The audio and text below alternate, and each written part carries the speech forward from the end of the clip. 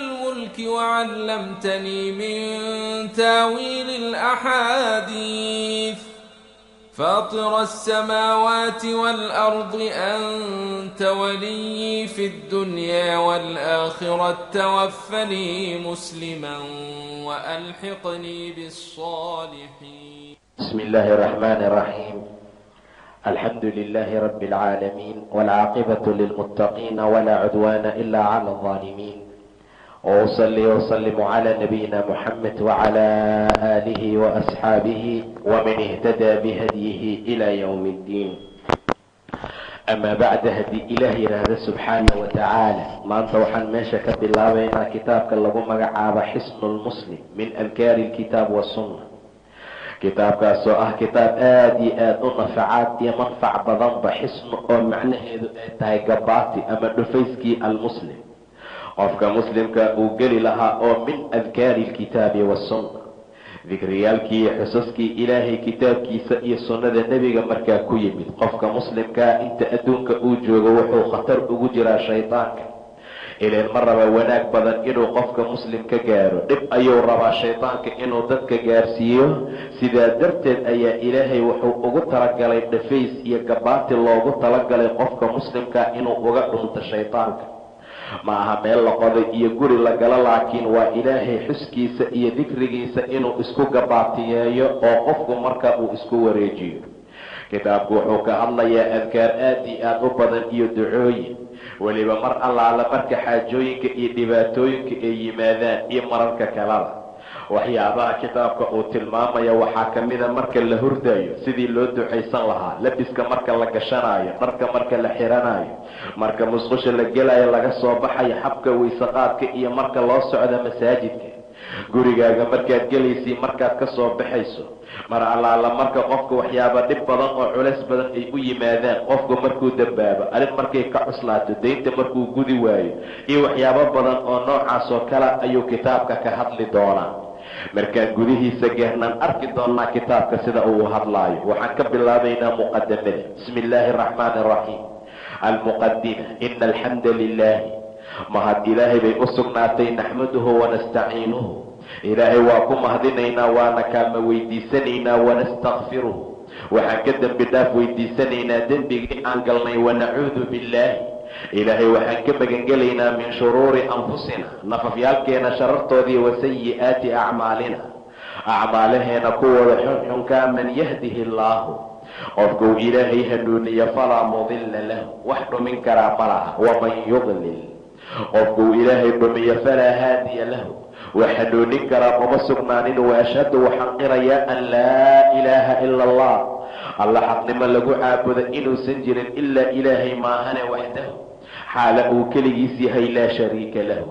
wax shirkina uusan markaa u sugnayn. wa ashhadu waxaan kaloo qirayaa anna muxammadan,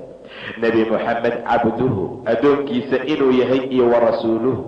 rasuulkiisii markaa uu soo dirsaday, sala allahu calayhi wacalaa aalihi wa asxaabihi, naxariis iyo nabadgelyo korkiisii asxaabtiisaba allah yeeli, ahelkiisa iyo waman tabicahum, intii ku raacday biixsaanin wanaaga ilaa yowmi ddiin, ilaa maalinta qiyaama, wasallama tasliiman kaiira, nabadgelin badan ilaahay ha badbaadiya. amaa bacdu, intaa kadib ayuu yidhi imaamka kitaabka qoray, fahaada midkan mukhtasar, waa mid yar oo la soo gaabiyey. fahaada